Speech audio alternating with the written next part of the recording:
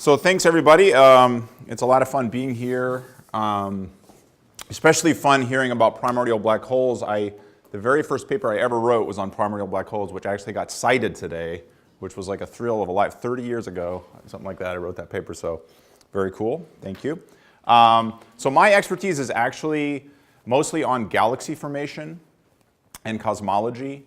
But one of the things I've been working on recently is trying to use astrophysical observations to constrain the nature of dark matter, and I'll be talking a bit about that kind of stuff as well. I'm charged with talking about observations and simulations of structure formation in the universe in 2 hours.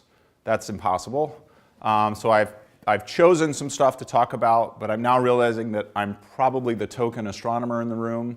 And because of that, you might have all kinds of different questions. If you have any questions you want, anything you want to direct me towards, I'm happy to pause and take questions and sort of react to your questions as part of this discussion. So please interrupt me at any time as we go forward.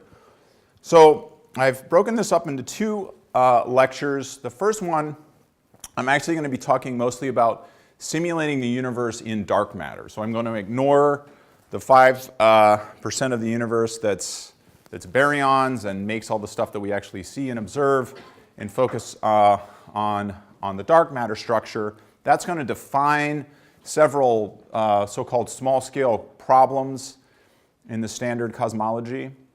And then in the second half, I'm going to talk about incorporating baryons and also incorporating other flavors of dark matter besides the sort of standard vanilla cold dark matter into the picture.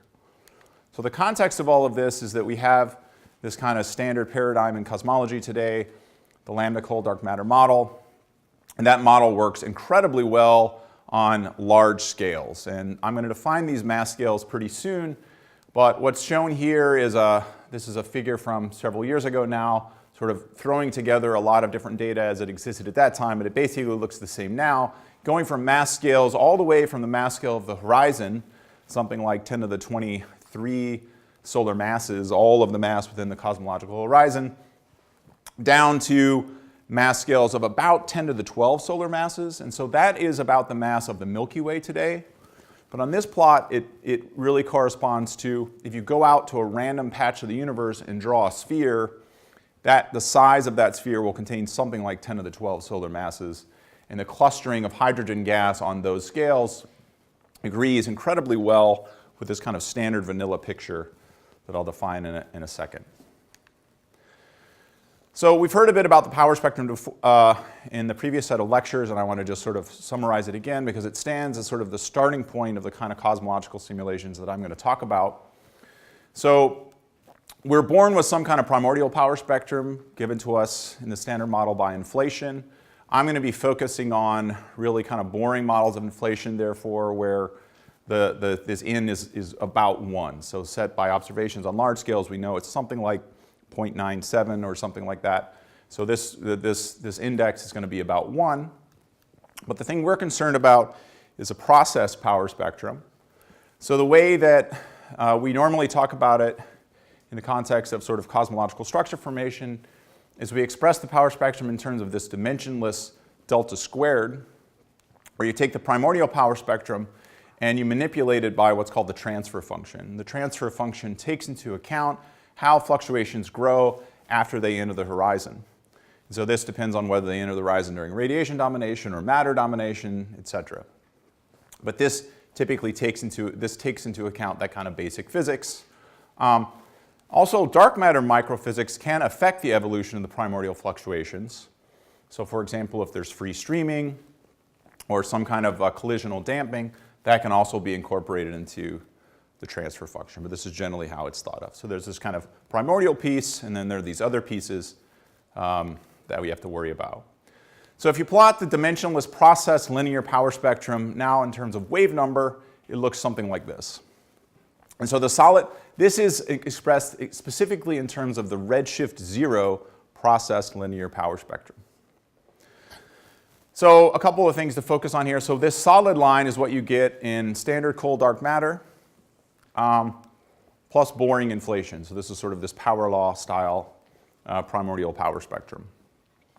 You can play around with things like the mass of the dark matter particle, if you have a thermal particle, and if that happens, free streaming basically can damp power on small scales, and that's shown with a few different sort of thermal dark matter models here, rolling off the power, allowing the power spectrum to roll off. So to put this in the context of what we've seen before, all of the large-scale structure observations that I was talking about before that kind of constrain the shape of the primordial power spectrum are to the left of this solid line. Wave number is bigger than about 1 per megaparsec. And then the primordial black holes that we were learning about earlier today are sort of to the right of this line. In this set of lectures, I'm actually going to focus mostly on this area in between. And this is where things are pretty interesting because there are potentially problems with the standard model on this scale. Okay? Another thing to keep in mind is when you see pictures like this is entirely false. This is actually not what the power spectrum looks like today, because this is a linear power spectrum. So this is what you get is if you linearize the equations and then run them forward well past the point where the fluctuations go nonlinear. Okay? So what's drawn here as a dotted line is overdensities of unity. And so any mass scale or length scale that's above this dashed line, stuff above that dashed line is collapsed today and probably has overdensities that are much, much higher than that. So what happens is the fluctuations are expanding with the universe, slowly becoming more overdense. At some point they recollapse and fall back together, and their overdensities can be, 200, thousands of, in some scales it's thousands and thousands of times higher than unity. Even though on linear, if linear growth proceeded, the overdensities would be very small. But we mainly use this as sort of a way of thinking about scales. If you have structure that's on a length scale bigger than this dashed line, you have to use simulations really to get the answer right. You have to use some kind of cosmological simulation that goes very nonlinear to track the evolution. And so this is sort of the reason why we run these simulations. Another way of I've talked about this before, but I just wanted to clarify it. So normally you plot a power spectrum in terms of wave number, but you could also recast each wave number in terms of a mass scale. So now where the first power spectrum I showed you was plotted the other way, where low masses were to the left and high masses were to the right. Now it's plotted the other way around. So here on the left we have something like the horizon mass, all the way down to mass scales of about 10 to the 14 solar masses, and then way down here, sort of Earth mass scales on the far right. So it's just a way of mapping, naively mapping between wave number and mass scale. It's just a random sphere of radius pi over k. You take the matter density within that sphere, that's the mass scale we're talking about. Okay. So just to put some numbers to it, a galaxy cluster, so the largest collapsed objects in the universe, have masses of about 10 to the 15 solar masses. And you'll see that that's roughly the mass scale where this line crosses unity. And that's because on mass scales much larger than that, things still haven't collapsed yet. The overdensities are still not bigger than unity. So that's why the largest collapsed things in the universe are 10 to the 15 solar masses. You'd have to be a crazy high sigma fluctuation to collapse if you were bigger than that. The Milky Way mass scale is about 10 to the 12. So on this plot, that's somewhere around here. So a linear fluctuation would be about sort of 3 or 4 at that mass scale. Most regions of the universe that contain that much mass have collapsed. And so that something like the mass of the Milky Way, it's collapsed, it's gone nonlinear. If you want to study structure on that scale, you've got to use simulations. And then the farther down you go, the more collapsed the stuff is. So the other thing to keep in mind is that this is the redshift 0 process linear power spectrum. And so if you were to calculate what this would look like at higher redshift, it's lower. So if you go back to z of 100, the amount of the fluctuation amplitude on mass scales of 10 to the 15 is really, really small. And so you don't expect to see any galaxy clusters at redshift 100. And in fact, you don't expect to see much collapsed anything at redshift of 100 unless it's an incredibly rare fluctuation. As you go to redshift 10, then you start saying, oh, well, the largest collapsed things in the universe at redshift 10 are things about 10 to the 10 solar masses. And that's about the mass scale of a dwarf galaxy today. And so that's why dwarf galaxies are the first things that form. And then as all fluctuation amplitudes grow, you start seeing more and more massive stuff. These little things merge together to form bigger things over time, and that's why these are called hierarchical structure formation models. Okay, so that's generally the picture of what's going on.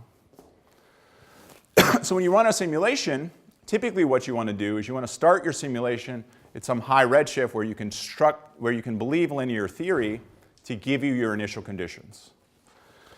If you go to a general simulation conference where there's people studying sort of, globular cluster or star cluster formation or even star formation or anything generally in astrophysics, most simulators are incredibly jealous of cosmological simulators because cosmological simulators know what the initial conditions are, right? We know that it's probably at least something close to Gaussian random fields, and we know what the power spectrum is. So we actually know what our initial conditions are. We could run them forward and try to make robust predictions based on those initial conditions. So you might say, okay, well, if I'm interested in studying mass scales that are bigger than 10 to the 10 solar masses, I better start my simulation before redshift 20 or stuff's already gone nonlinear. If I'm interested in studying galaxy clusters, I might get away with starting my simulation around redshift 50 because we know fluctuations aren't that big. So depending on what you're studying, you have to start your simulation earlier or later, depending on how small scales you want to capture. So here's an example of a simulation that used to be kind of a big deal simulation more than a decade ago. Now you could probably run this on like your desktop machine if you have enough RAM. This is the dark matter field in a blob that's about 60 megaparsecs across. And as the universe goes forward, it starts off, I'll do it again, it starts off smooth, these very small fluctuations of order 10 to the minus 5 or something. And then as the universe evolves, the structure gets more pronounced. And as you heard about before, you naively expect the first thing to happen is you collapse along pancakes, then those pancakes collapse along to filaments, and then those filaments break up into sort of more spherical-ish halos. And I really like this movie because you can see it, right? You can see that there really is pancake structure, you can see the filamentary structure, and then you can see the individual structures of dark matter halos, which are these blobs collapsing here. How big are each of the points that you're... In this simulation, like how the actual particles in the simulation? Let me try to remember. I think this simulation, they're probably like about 1 million solar masses per particle, which at the time was a big deal. So I'll be showing you simulations later where the dark matter particles are about 500 solar masses.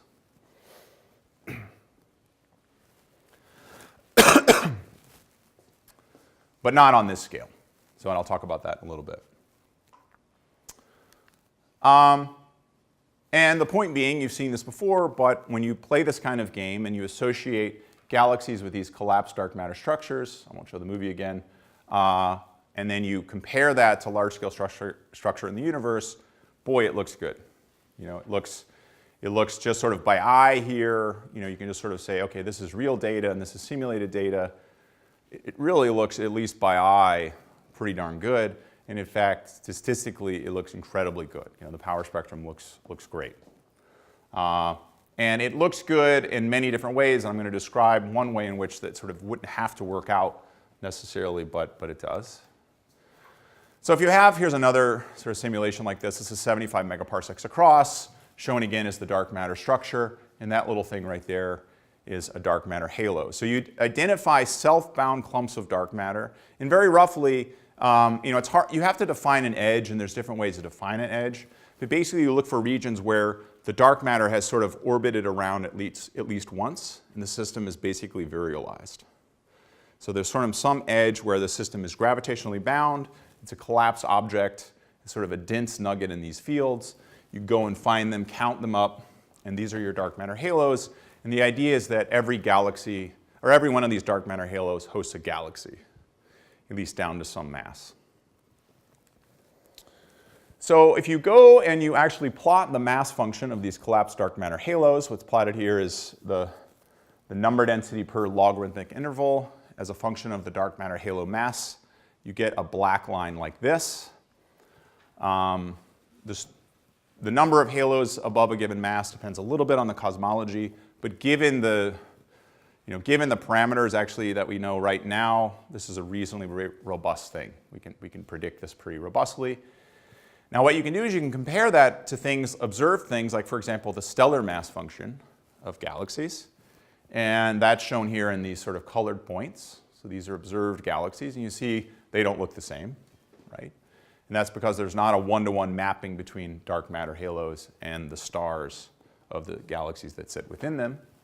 If you do something naive and take the halo mass and multiply by the baryon fraction, which is just the fraction of the mass in that halo that you might associate with normal matter, you get the dotted line. But again, this dotted line does not look like the colored points. So what this is telling you is that galaxy formation is not uniformly efficient in all dark matter halos. 10 to the 15 or a few times 10 to the 14 solar mass clusters, the galaxy that inhabits them is at most 10 to the 12 solar masses. Sorry, the cluster itself is 10 to the 15 solar masses. You expect a few times 10 to the 14 solar masses of baryons, but the biggest galaxy you ever see in the universe is not bigger than about 10 to the 12 solar masses. So a very small fraction of the baryons that live in galaxy clusters are actually going in to make stars in the central galaxy in that cluster. But if you go to something more like a Milky Way mass thing, then the difference isn't so dramatic from what you might have thought. You might have thought that a 10 to the 12 solar mass dark matter halo ought to host something like a few times 10 to the 11 solar mass galaxy. The Milky Way's mass is almost 10 to the 11. So, in the Milky Way scale, those dark matter halos are actually pretty good at making galaxies, whereas galaxy clusters are not so good at turning their gas into stars. So what you can do is you can derive a naive relationship between the galaxy that has to sit in the middle of a dark matter halo and the dark matter halo mass itself, and you get a line that looks like this colored line. Specifically, you've done something really, really naive in making a plot like this. So what you've done is you said, look, I'm going to assume that every dark matter halo hosts a single galaxy. And the most massive halos host the most massive galaxies, and the least massive halos host the least massive galaxies. And I'm just going to rank them by abundance. So I'm going to say, every 10 to the 14 solar mass halo will host a few times 10 to the 12 solar mass galaxy. 10 to the 12 solar mass galaxy, a 10 to the 12 solar mass halo, well, that's going to host like a few times 10 to the 10 solar mass galaxy, etc. Just rank it by order.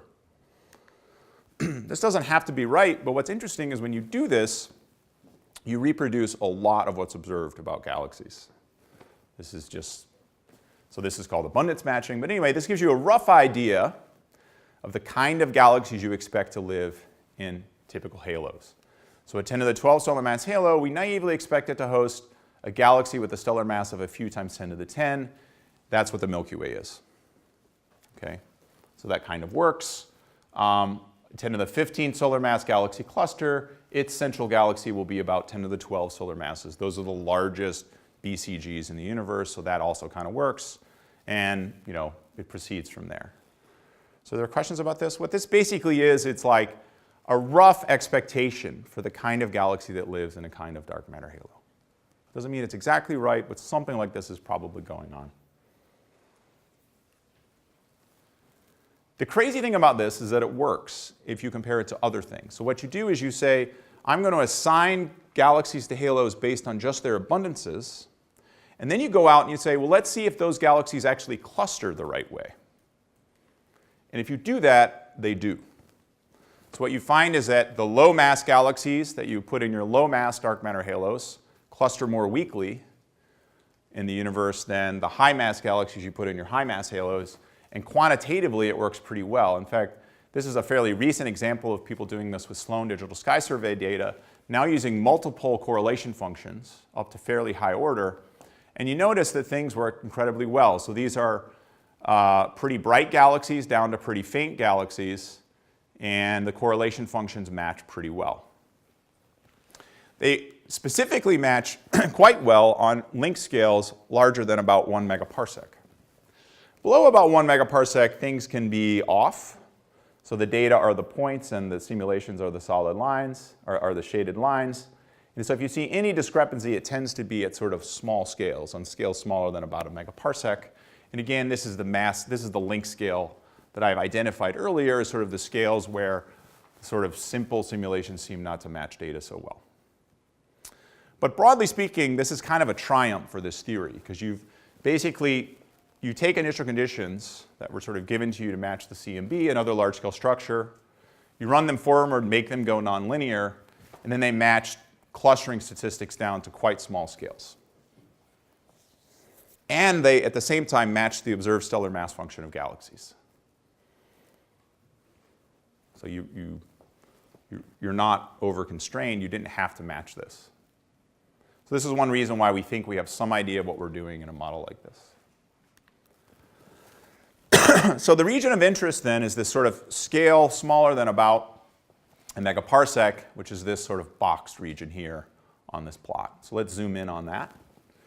And so on this scale, again, this is 10 to the 12 solar masses. This is the Milky Way scale. And in fact, the smallest dwarf galaxies that we know about in the universe, we think have mass scales of about 10 to the 9 solar masses in dark matter. So that's this region right here. And as I'll discuss in a minute, there are some potential problems with this standard model on associated length scales in here. And that's one reason why people have explored models where dark matter is not cold, but warm or tepid, or you can sort of, for example, free stream and suppress power on small scales and change the clustering of matter on these small scales for that reason. Any questions about this? Is this like super familiar, or I don't have a sense of like what the background is. Like, is this like, yeah, we know, or I have no idea what you're talking about? We're good? Okay. Okay, so let's go back to this picture again. So this is a pretty large slice of the universe, and I've called this thing the Milky Way. If you run a really, really high resolution simulation, you zoom in on, you take all the particles that are going to end up in this halo, you go back to your redshift 100 where you started your simulation, and then you draw a box around all those particles that end up in that halo, and then oversample it. Then make an incredibly high resolution resimulation of just that region and do the rest of the box at low resolution. You can run simulations that produce things like this. So this is about 700 kiloparsecs across. And this is a dark matter halo of the kind that we think hosts the Milky Way. And the disk of the Milky Way on this scale would be about that big. Okay, so one of the things you see that your eye should be drawn to here is that there's a lot of structure on this scale. So there's lots of little clumps of dark matter all around this Milky Way. And when you go out and you look around the real Milky Way galaxy, you do in fact see little bitty dwarf galaxies also orbiting around the Milky Way. But you don't see nearly as many of them as you see dark matter clumps. And this global mismatch is what's called the missing satellites problem. Now, the missing satellites problem was coined, and that name was coined in 1999. You know it was coined by theorists because it's called the missing satellites problem and not the we predicted too many satellites problem, right? But basically, in 1999 was the first time cosmological simulations were high enough resolution that you could actually resolve all of this substructure. And as soon as that was done, people realized we robustly believe there should be lots and lots of dark matter clumps all around halos like those that host the Milky Way. And at that time, in 1999, there were only 10 known satellite galaxies in the Milky Way. So you're predicting thousands of clumps. You saw only 10. There was a gross mismatch. These galaxies are missing. And in fact, some of them were missing, and many of them have been found since that time. So what's plotted here is an up-to-date sort of map of all the satellites we know about of the Milky Way as of this year. And in fact, today we know of about 50 satellite galaxies around the Milky Way. So it's still not 1,000, but there are a lot more out there than we knew in 1999. But anyway, this is what people call the missing satellites problem. And a lot of people will make a big deal about the fact that this is not that big of a problem. I think it's a very interesting problem in the sense that We predict lots and lots of dark substructure, thousands of dark subclumps. We only know of about 50 things out there that have dark matter in them that are orbiting around. So until we know for sure there are thousands of dark subclumps, it's still an interesting thing to think about. So can we detect those clumps? And I'll return to that again, but I think that that's a huge, interesting observational challenge to the field right now, is finding all of these little dark clumps. Now, as I emphasized before, in 1999 we knew only 10 satellites. We now know of about 50. This is a nice movie that was made by Marcel Pawlowski, who's a postdoc in my group at UCI, where he just went through and made a movie of, as the new satellites have been discovered, how does this map change? This is the year 1916, and in the year 1916 we knew of only 2 satellite galaxies of the Milky Way, the Large Magellanic Cloud and the Small Magellanic Cloud, which of course you can see by eye from the southern hemisphere, so at some level they've been known forever. As soon as we figured out they were actually galaxies. Okay, so 1916, fine. This is how things progressed over time.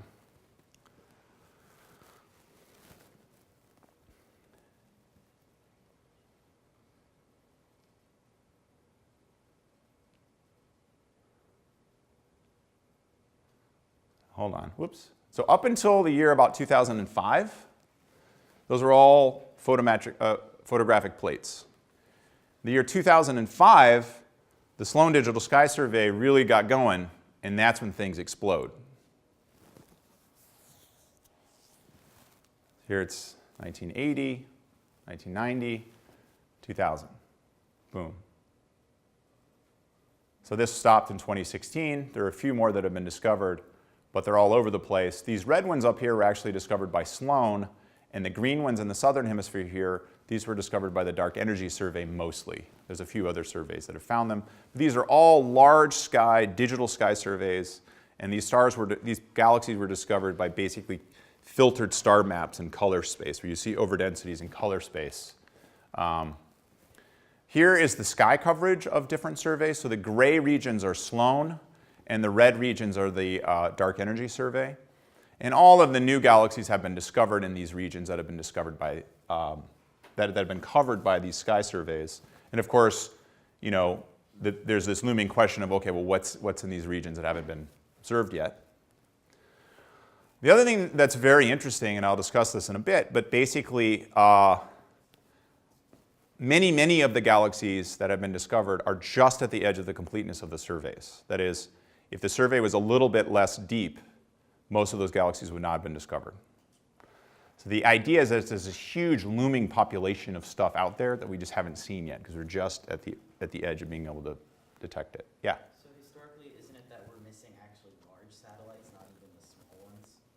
Like a too big to fail problem? Yeah, we'll come to the too big to fail problem in a second. You're stealing my thunder. About that. Yeah. No, I'll come to that in a second. So basically, there's been a 5-fold increase in the last 14 years in the number of satellites. Here's a slightly different map. The red ones are Dark Energy Survey, and the blue ones are everything else. Surveys like the Large Synaptic Survey Telescope will discover way more. So, LSSC is going to be basically all of the southern sky, much deeper than even DES. So the expectation is we'll start discovering lots and lots of these new satellites. To give you a sense, though, of what these new satellites are like, this is an image of Leo 1. This is a classical Milky Way satellite that was discovered in 1950. It has a stellar mass of about 5 million times the mass of the Sun. Remember, the Milky Way is like 5 times 10 to the 10 solar masses. This is really small. Okay, this is a small little thing. This is an image of it, right? This is why if you work on dwarf galaxies, you never get in the New York Times, because the pictures are really boring. Okay? It's about a kiloparsec across. But there's actually another galaxy in this picture. Okay? Normally, there's an observer in the audience, and I pick on the observer, and I say, only the observer can see it. But really, nobody can see it. It's right there, Segway 2. And in fact, in this image, there are no stars in Segway 2 that are actually bright enough to show up in this particular image. This galaxy has about 1,000 solar masses of stars. And its size scale is about 50 parsecs. And it was only discovered in Sloan. You could have only done this with a survey like Sloan, and it was incredibly careful. What you find is an overdensity of stars that have about this, they sort of live on the same color magnitude diagram. And then you go back and observe, get spectroscopy of those stars and see that they're all moving basically at the same velocity together to ensure that you've actually found something that's self-bound. So this stuff is really, really hard to see. You're seeing it in a field of halo stars. So it's, you really need precision digital astronomy to discover stuff like this. So classical dwarf galaxies have stellar masses between about 10 to the 5 and 10 to the 9 solar masses. Okay? They're about 10 within 300 kiloparsecs of the Milky Way, and they have mass to light ratios of order 10. That is, they have 10 times as much dark matter as stars within their stellar radii. So this is a big, big number, right? In the Milky Way, within the half-light radius of the Milky Way, the mass-to-light ratio is of order a few. That is, there's about the same amount of dark matter as stars within the sort of half-light radius of the Milky Way. These galaxies have about 10 times as much dark matter as stars within their half-light radius. So they really are very dark matter-dominated systems. These ultra-faint dwarf galaxies, on the other hand, are even more extreme. So they have stellar masses between a few hundred solar masses and 10 to the 5 solar masses. And there's about 50 of them, probably more, within 300 kiloparsecs in the Milky Way. But they have mass-to-light ratios of up to 1,000 within their half-light radius. So there's 1,000 times as much mass in dark matter as stars within their half-light radius. They really are balls of dark matter with a few stars kind of orbiting around in them to help you find them. Interestingly, they also have only ancient stars. So the ages of their stars are such that they all formed more than 10 billion years ago, and that is not the case with even all the classical dwarfs. Yeah? What about the dust mass in these small The dust mass? Yeah. There's like no dust at all. They're really old, ancient stellar populations, no dust. No gas either. So I should clarify that. For the ones that are within 300 kiloparsecs in the Milky Way, most of them have almost no gas and no dust. The Large Magellanic Cloud and Small Magellanic Cloud do have gas. They have about equal amount gas and stars, so the biggest ones tend to have gas. And the ones outside the virial radius, outside about 300 kiloparsecs, then you start seeing things with gas. And so those also tend to have some dust, but there's usually basically don't have a lot of dust in low mass galaxies. It's more the big galaxies that have a lot of dust.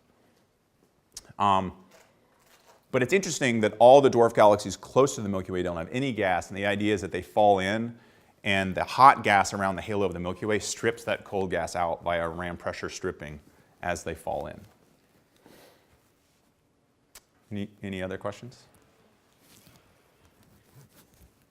So, Yeah. the late time star formation? Sorry? The late time star formation? The late time star formation? They have, they have late time star formation, meaning that they form stars usually in the last 5 billion years. Most of them have, the majority of them have not formed stars in the last couple billion years, but most of them have formed stars in the last 5 billion years. These things, none of them have formed stars in the last 10 billion years. So I'll return to this, but one of the reasons why is that people think that these low mass things had their star formation shut off by reionization. So reionization basically stops gas accretion, and no new stars form much after reionization. Yeah? Do you remember off the top of your head what the smallest dark matter mass in one of these ultra-faint dwarfs is? So that depends on how you define the dark matter mass. So the thing that you can measure robustly is the amount of dark matter within the half-light radius of the galaxy. That's the thing you can really measure robustly.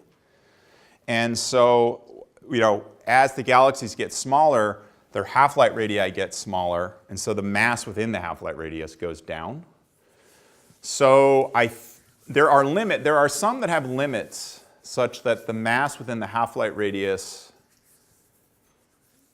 of about 50 parsecs is less than 10 to the 5, I think. It's something like that, which would map to a global, what we call virial mass, smaller than about 10 to the 8 solar masses.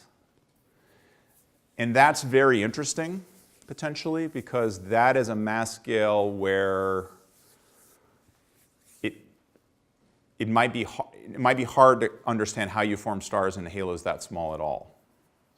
So there's a whole sort of, that's kind of an interesting kind of subfield on its own, understanding like how you can form these things in really, really low mass dark matter halos. But the steps that you go, there are many, many steps along that line. You have to measure the mass within the half-light radius. You have to believe that mass. Then you have to extrapolate that to a bigger mass. And so it gets kind of harder. Does that answer your question? Yeah. Interestingly, though, there's a big error bar on that. Most of them are consistent with living in halos more massive than 10 to the 9 solar masses, all but a couple weirdos. And so that is also interesting because that's kind of an interesting mass scale that you kind of see pop up a lot. The reason I was asking is because it seems like, if these things were much smaller, they just wouldn't exist.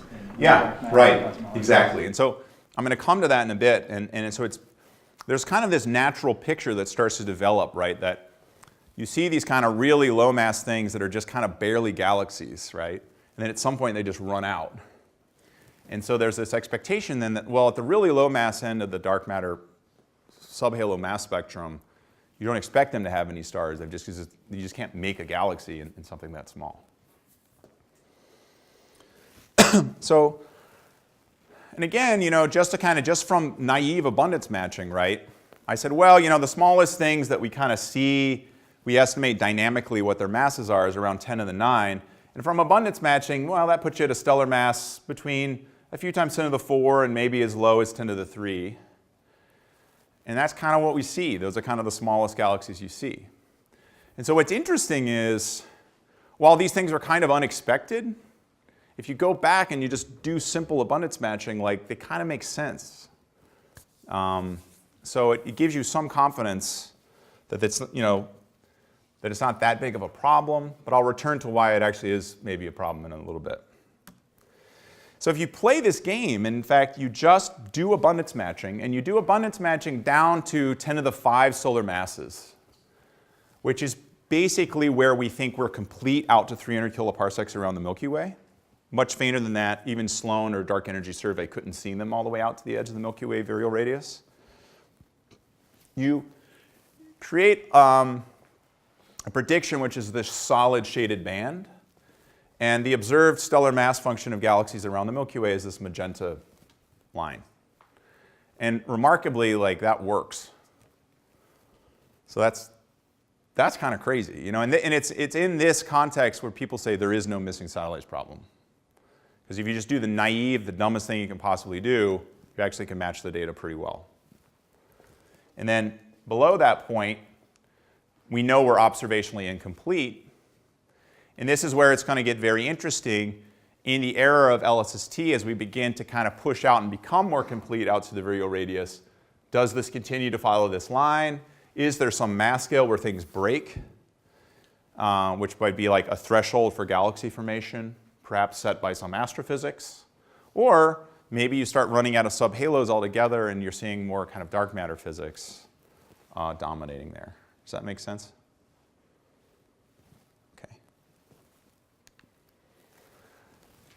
So what's interesting then is, as we begin to count galaxies here, right, you could begin to start ruling out warm dark matter models, because as you truncate the power spectrum, you start producing fewer and fewer subhalos. And I'll talk about that more in the next lecture. But we're actually getting to the point simply by counting galaxies, you can begin to place interesting constraints on these different kinds of dark matter models. Also, the broader question is, down at these really low mass scales, does that substructure exist?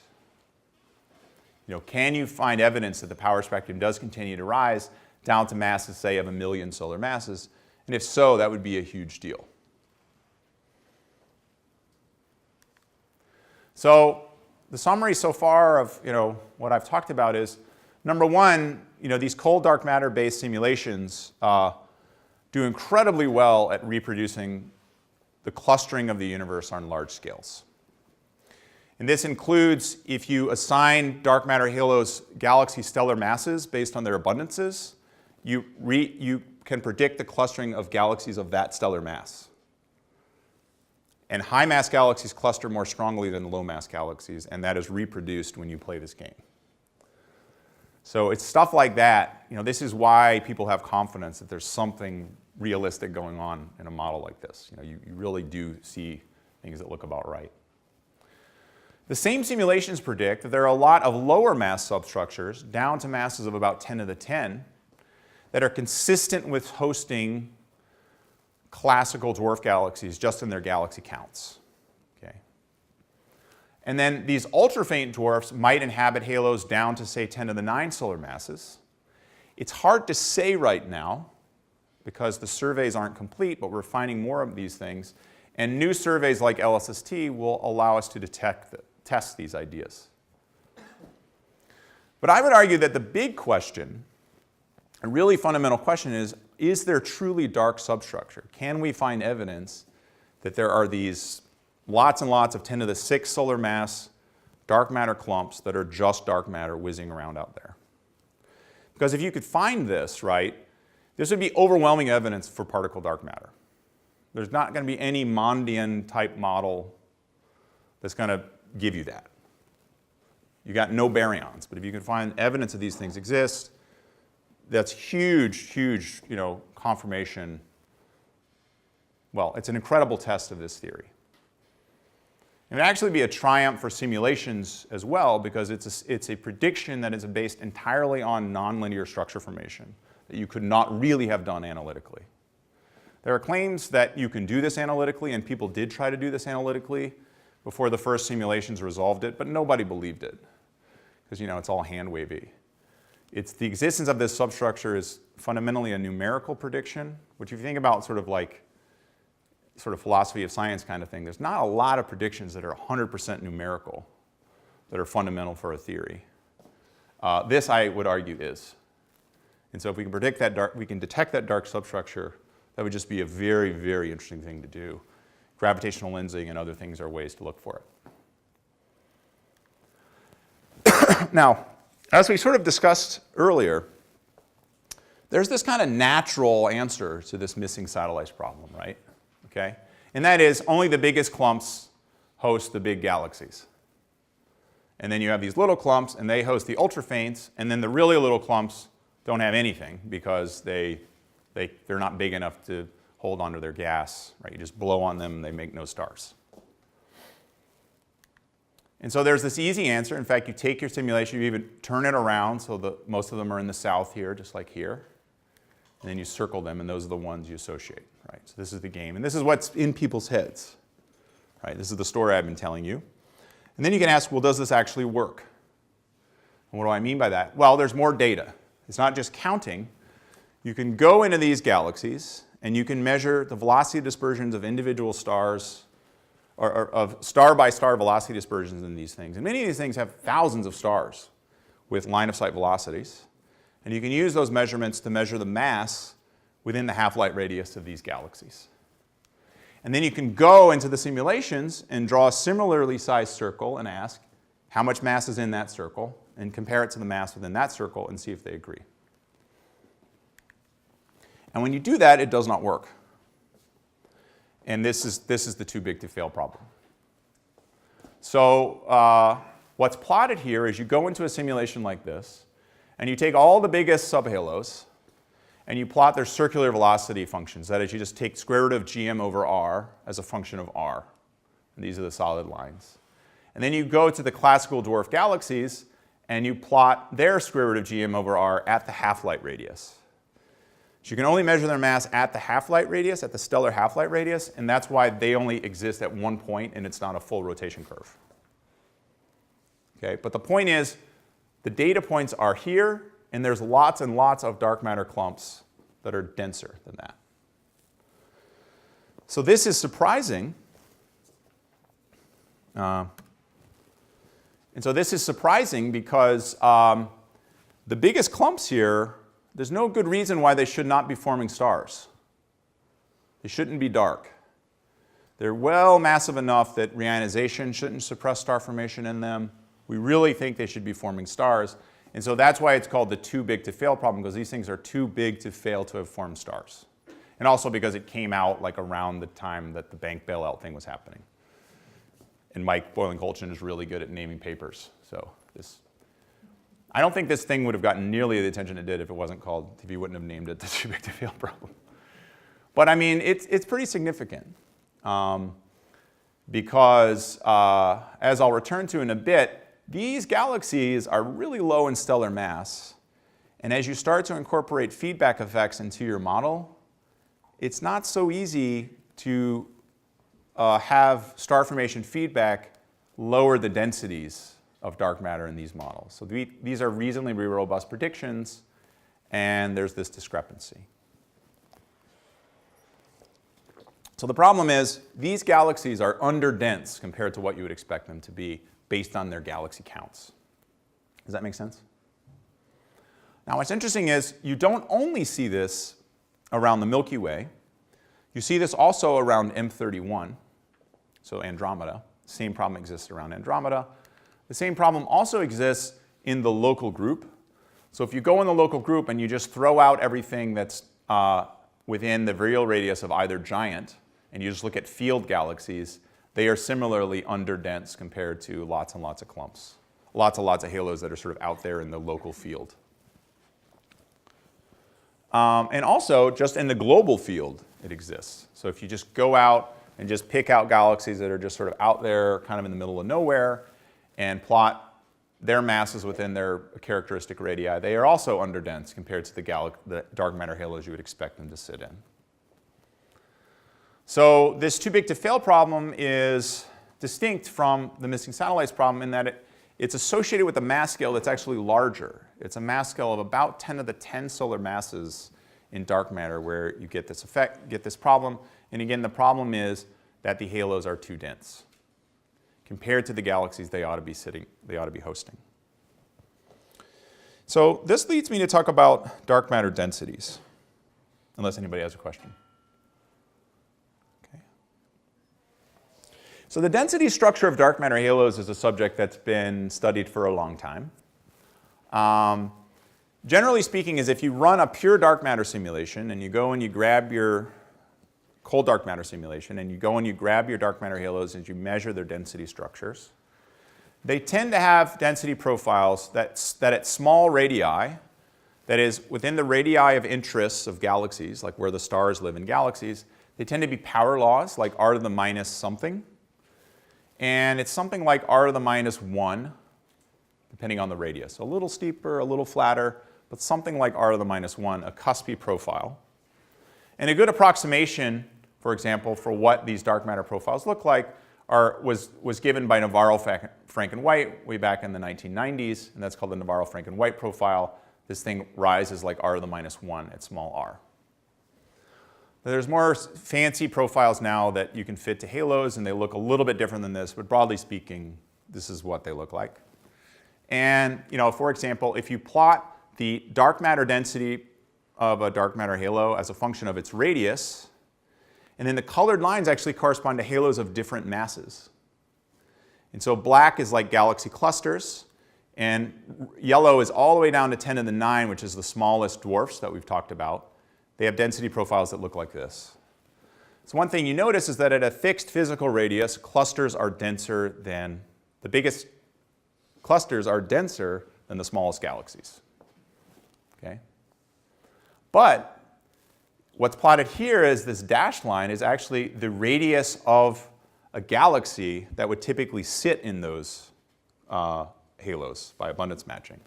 That is, the radius of a brightest cluster galaxy is about 100 kiloparsecs, and the radius of the smallest dwarfs is smaller than a kiloparsec. So at the radius where the stars are, the little galaxies are actually denser in dark matter than the galaxy clusters. So it's sort of a confusing thing. And this comes down to this idea that little halos are more concentrated than big halos. You'll hear that sometimes. But that's basically why. It just has to do with the fraction of the overall radius where you're measuring it. But the point is we kind of know how to predict this based on dark matter only simulations, and we understand what the structure is quite well. And there's this problem related to this that's also been known for quite a long time, which is called the cusp core problem. So in these dark matter only simulations, you expect that all dark matter halos ought to have a central density structure that rises like a cusp, like 1 over r. But what's observed in many, many low mass galaxies is the density structure is more flat, like a core, constant density core. And so here's an example. This is a cuspy prediction for a galaxy like this, and as a dashed line. And this is the observed dark matter profile for these 2 low mass dwarf galaxies. And it's much lower density, and the slope is more consistent with rho goes like constant than rho goes like 1 over r. Yeah? Why? I'm not familiar with this. Why do you expect it to be a cusp? Well, it's just that, so if you run these simulations, they're always a cusp. So fundamentally, why? I mean, it's a great question. There's thousands of papers written on why it's always a cusp. And no one really understands why it has to be a cusp. So the rough reason is that the cold dark matter is quite cold. And so at the very center, there's just very little velocity dispersion, and the dark matter can get packed in pretty heavily. And the structure is such that it just clusters very, very, very strongly on small scales. But it's a very nonlinear problem. Simulations always find cusps. And that's really the reason why we think it should be a cusp. Yeah? Is it possible that cusps are, like, to some degree a numerical artifact? It is possible, and especially in the 90s when they were first predicted. There were lots and lots and lots of papers about how this could be numerical. And there remain some things about that. So there were originally these people said, well, if you just had 100 times better mass resolution, you're going to start seeing a core. Well, we now have like 1,000,000 times better mass resolution, and we still see a cusp. So there's a lot of convergence. It still could be wrong. There could be something fundamentally wrong with the approximations that you use in in-body simulations to capture this stuff. The most naive stuff you could be getting wrong tend to go the other way. That is, if you're under-resolved, you tend to falsely create cores. So for example, I'm not plotting real density profiles here, but if I plotted what I really got in my simulation, it would be cuspy, cuspy, cuspy, and then core. And then as I increase the resolution, it would be cuspy for even longer, and then core. And so that core is always sort of artificial, having to do with 2-body relaxation. So, it could be numerical, but, for like 30 years, it's just been steep, it just keeps getting steeper, just forever. So, but yeah, so this is where things are. But this is not the final story. This is just the prediction you get if you run purely dark matter simulations. So there's other stuff that we'll talk about in a little bit. Okay. There's a lot of other issues associated with cusp core in that not every galaxy has a core. But most of the galaxies that have cusps, that are observed to have cusps, also have a lot of baryons. And most of the galaxies that you observe that don't have very many baryons at all, that are very dark matter dominated, are core-like. And so those are the ones that ought to most truly, naively, you think most truly sort of map what you would get in these sort of pure dark matter systems. So there are some other problems on small scales that I just thought I would mention. And one of them that I think is, it's funny, like, when this problem was first pointed out, actually quite a long time ago, people didn't take it very seriously. But I've looked at it a lot, and it's pretty interesting, I think, and I have no idea how to solve it.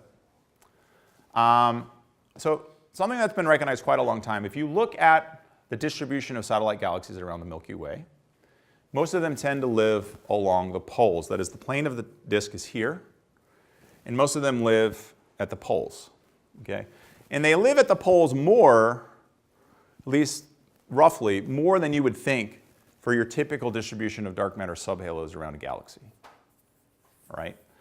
Now, the reason why people didn't worry about that too much at first was that there's a clear observational bias in that if a galaxy lives right on the outer edge of the Milky Way, like we live in the disk, right? So if there's a dwarf galaxy like in the plane of the disk on the other side of the bulge, it's going to be really hard to find it because it's obscured by the disk itself. So there's kind of this zone of avoidance where we really think we're probably not seeing everything. But even there, you know, this is about 20 degrees off the plane in this picture. It's sort of weird that there's nothing out here, really. Okay, so that's kind of minor. Okay, it's one galaxy.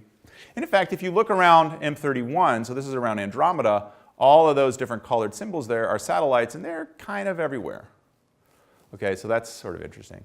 But the thing that's really kind of weird about it is if you look at the orbits of these galaxies, so a few of the galaxies around the Milky Way we actually have proper motions for, and you can map out a 3D orbit. Most of them, not all of them, but most of them are rotating coherently in such a way that they would be in sort of a self-sustaining plane. They would just be kind of orbiting this way. And that's weird. So subhalos don't look like that at all. Okay, so that's kind of weird. But again, it's one galaxy. Then if you look at Andromeda, there's this other weird thing that was pointed out by Abada et al. I don't have any references here. This is bad. This was taken from an annual review article that Mike Bullock and I wrote. So all the references are in there. But what's plotted here is there's a subset of the galaxies shown in red around M31 that do this weird thing. So the orientations of the triangles are such that if they're pointed down, they're coming at you. And if they're pointed up, they're going away from you. It could be flipped, but I think that's right. So that is, and what's interesting is the ones on the bottom are preferentially moving this way, and the ones on the top are preferentially moving that way such that it's doing this. And that's weird. You would not expect that if you just randomly observe subhalos in a projected dark matter halo, you wouldn't get that. So that's also weird. So it looks like there's some kind of coherence to the velocity structure of a lot of these satellites. And just last week, I think it was last week, 2 weeks ago, this made the cover of Science, where it was an observation of the Centaurus A galaxy. And all the colored points here are planetary nebulae are here, and these are satellite galaxies in color where they have actually velocities. So first of all, the satellites do tend to live along kind of an interesting planar-like structure, oriented this way away from the disk. The blue things are moving away, and the red things are moving toward us. So seen on edge, it also kind of has this kind of weird orbiting planar structure. And the planetary nebula look like that too. So it's as if there was some kind of merger or something in the past that created all of these things and brought in lots of satellites. But that is not expected in a lot of these models. So these are just a few one-off cases.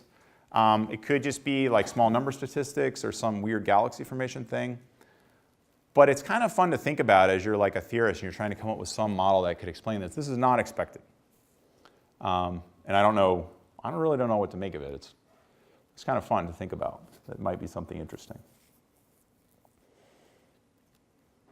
I don't know. Do they talk about angular momentum from the merger?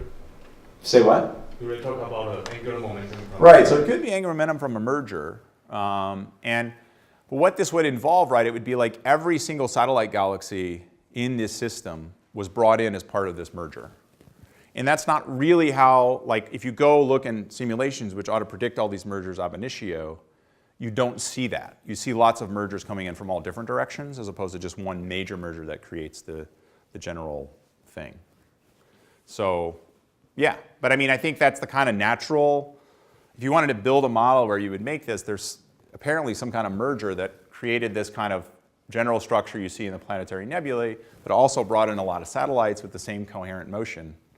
It's just not, you wouldn't expect that just from just sort of the ab initio simulations of the kind that I've been talking about. So it's kind of fun to think about. I don't know. I would say a lot of my colleagues and peers are just like, there's nothing there. But I think a lot of it, that comes from they just don't know the answer. They don't really know how to solve it, so they're like, I kind of just going to close my eyes and hope this goes away. But it is kind of fun to think about what you could try to do to make this happen. Okay.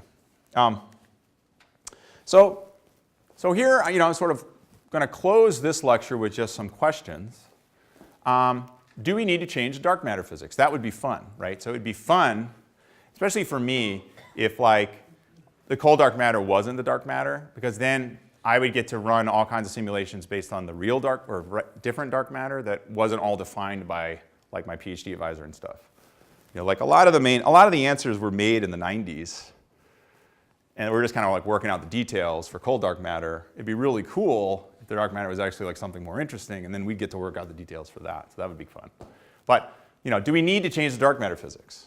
So for structure formation and the kind I'm going to talk about, the models that are getting attention these days are self-interacting dark matter, which I'll talk about, where you have a very large self-scattering cross-section between dark matter particles of order like a strong cross-section. Or the dark matter is warm, so you have significant free streaming, or you chop off the power spectrum like I was discussing. Or maybe the dark matter is some kind of ultralight scalar field, so you actually get sort of Bose-Einstein condensate kind of behavior on macroscopic galactic scales, which also maybe create cores and change structure formation on these scales. I'm actually not going to talk about this in detail, but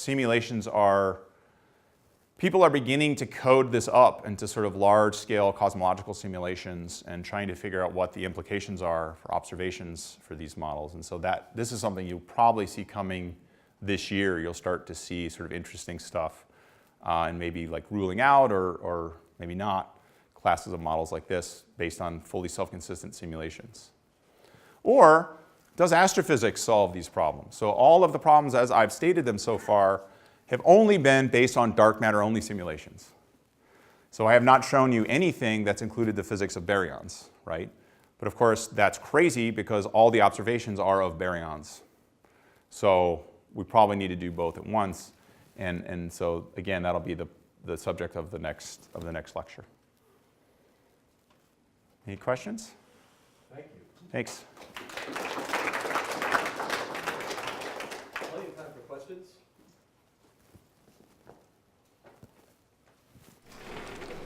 This might be a question of comment. I think with this last point about the rotations, I remember Sikiri giving a talk saying that if there was the action forms some kind of Bose-Einstein condensate, it can have this weird rotational behavior. How can maybe that could have some relation? I'm not sure if it would actually. That would be very interesting. I mean, again, I think that there are.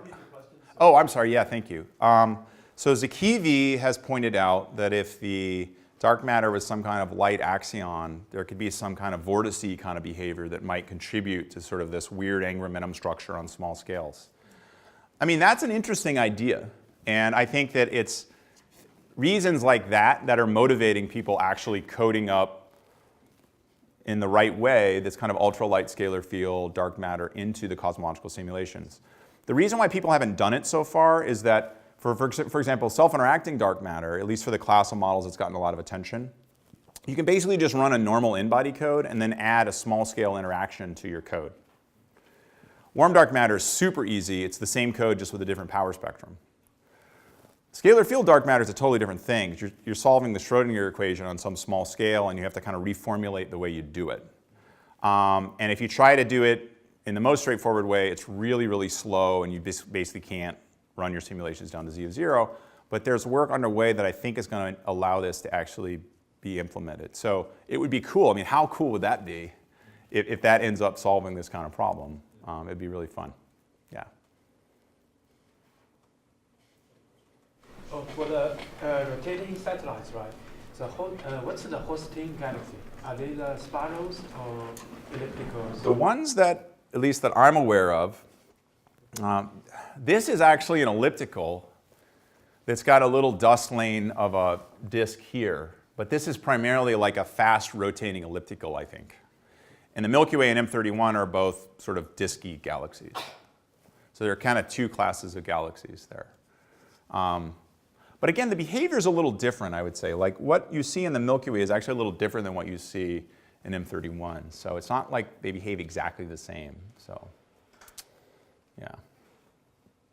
Oh, can you point out what's the rotation axis of the disk or the... For the Milky Way? Oh, so for the Milky Way, the disk is spinning like this. or I can't wait, but it's basically in this plane. And the stuff is rotating this way. So it's totally not the way you would think. Yeah, and it's the same thing with M31. It's kind of like this is the disk, and the stuff's rotating, I think, this way. How about the next guy? The next one, so the next one is not a disk. Okay, so this one's a little bit more complicated. These are the planetary nebulae, so they're kind of like stars, basically, in the central elliptical galaxy, which is a ball of stars. And they do seem to be kind of rotating in the same direction as the satellites. But there's also a lot of elliptical galaxies have little tiny little disks in the middle of them. And this one does, and it's actually oriented the other way, so that's also weird. I mean, it's weird. It's kind of weird. But this one actually, I think, to me, makes more sense than the Milky Way. Because at least you see the planetary nebulae going the same way, so you can imagine building this galaxy out of some kind of merger and bringing in galaxies with it, and it kind of spins around. The Milky Way is like weirder than that, because there hasn't been a big merger in the Milky Way. One idea, for example, for the Milky Way, which is somewhat distinct, is that maybe the Large Magellanic Cloud and Small Magellanic Cloud brought in a lot of satellites with them because they're orbiting in that same general direction. This was something that was first pointed out by Donald Lindenbell a long time ago, who recently passed away, who's responsible for a lot of so many great ideas, and that's something that he actually first pointed out, of this kind of characteristic motion of the clouds and a lot of stuff living along their orbit. So, yeah. Does Andromeda have any analogous larger satellites that could also provide something? Yes, great question. Does Andromeda have any analogous larger satellites that could have brought stuff in? The most conspicuous of the larger satellites of Andromeda is M33, and it actually lives like right over here. And it doesn't seem like I think that it has contributed to this general motion, although, yeah, I think it doesn't. There's two other kind of biggish dwarf elliptical satellite galaxies in the Milky Way that live really near its center, and we have a lot less idea of like how they've come in. But maybe, maybe you could build a picture where there's some characteristic big mergers that have brought in a lot of satellites. If you had a model like that, the thing left to explain would be, well, why did all the other things that fall in not have any stars in them at all? Because that, the simulations are built on, they basically predict that they all should. So then you'd have to figure out, well, okay, why does only the little subhalos that were brought in by the LMC light up, whereas little subhalos that just fell into the Milky Way randomly not light up? I don't know why that would be, but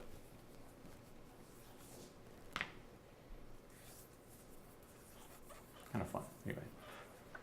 Okay, so should we break? So. Okay.